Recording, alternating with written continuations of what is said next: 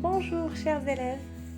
Dans le cadre des cours à distance, je vous propose aujourd'hui une nouvelle leçon d'orthographe.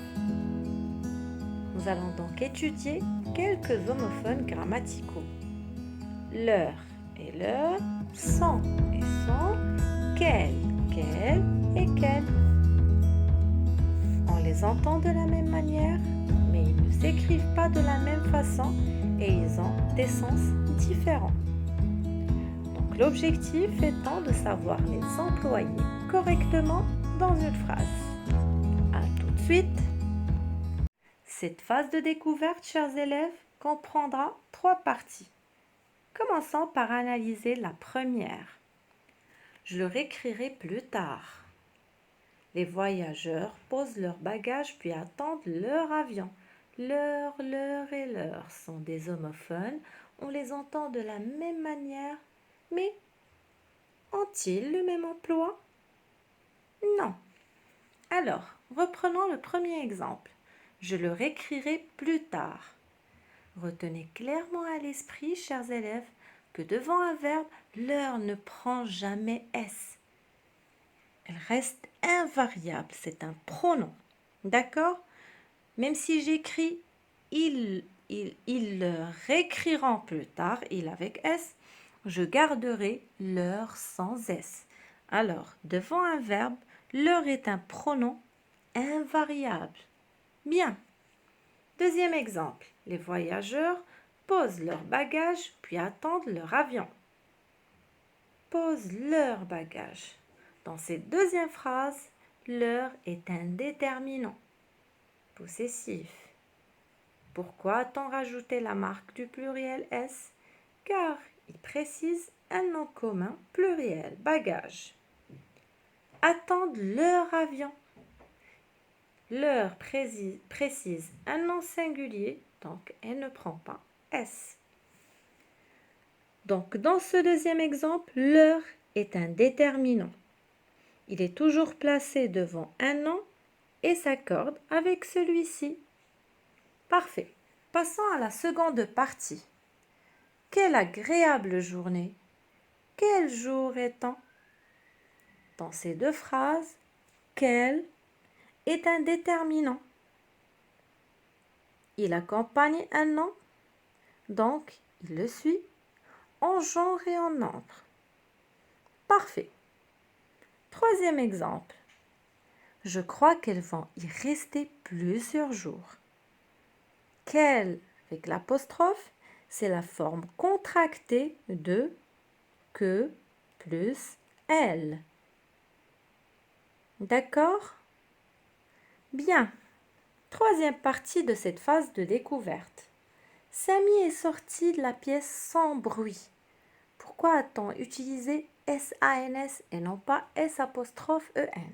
C'est très simple. Sans est un mot invariable qui marque l'absence. Bien. Deuxième phrase.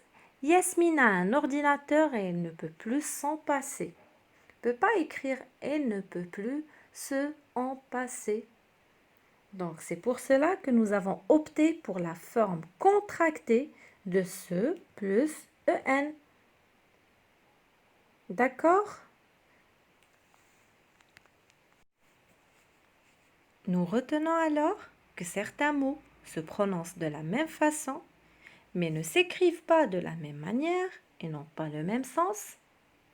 Ce sont des homophones. Leur et leur. Devant un nom, leur est un déterminant. Devant un verbe, leur est un pronom invariable qui ne change pas.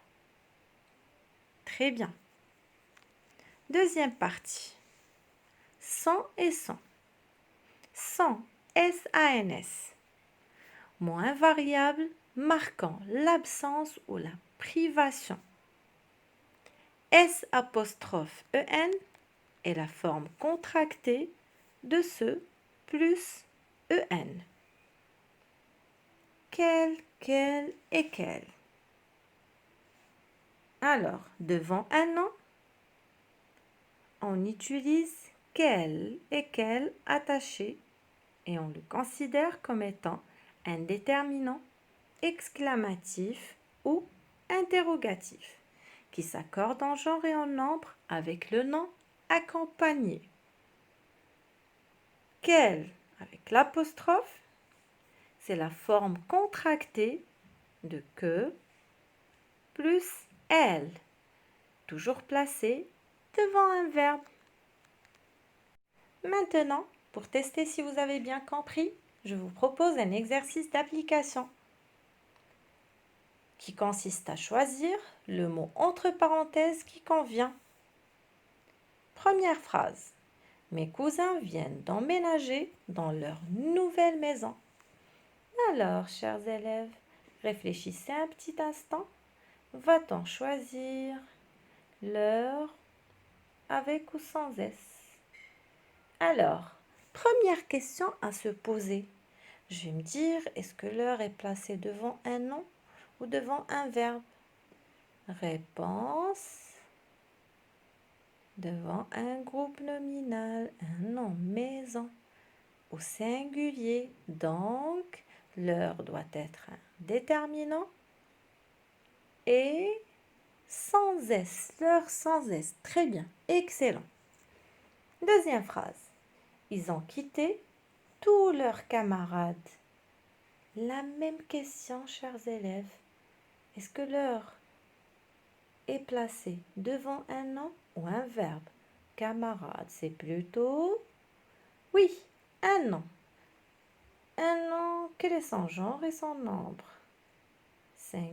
Pluriel, masculin. Donc, l'heure prendra la marque du pluriel avec S. Très bien. Ils ont quitté tous leurs camarades, l'heure avec S. Très bien. Troisième phrase. Leur voiture est très vieille. Ils sont séparants sans regret. Alors, sans est placé devant un verbe. Oui, donc je vais utiliser S apostrophe EN. C'est ça. Très bien. Deuxième sans, ils s'en sépareront sans regret. Donc, je vais plutôt utiliser, oui, c'est ça, le mot invariable S-A-N-S, sans regret. Parfait. Alors, troisième phrase. Quelle boisson préférez-vous? Je vérifie le genre et le nombre du nom accompagné. On dit une boisson. Donc, je vais choisir quelle avec S, E-S, 2-L-E-S. Bien, j'espère qu'elles pourront venir. J'ai un verbe, donc, réfléchissez. Oui, avec l'apostrophe. Très très bien, bravo, je suis fière de vous.